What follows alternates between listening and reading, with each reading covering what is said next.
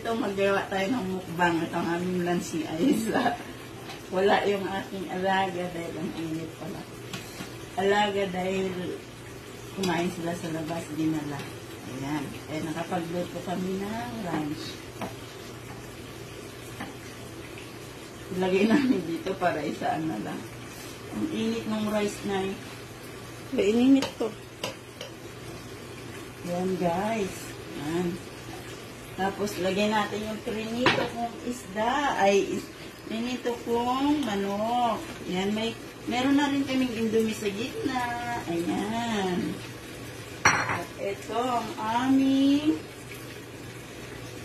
spring onion. O yan, prinito ko ng dami.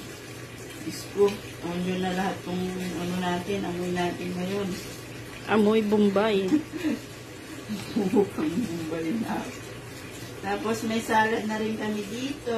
Ayan, yung minimix namin konti. Ayan. Ayan. Ito na Aiza. Ito ng aming kakainin ni Aiza. Thank you, Lord. Bye-bye. Thank you guys for watching. Sana nagustuhan yung aming lunch today.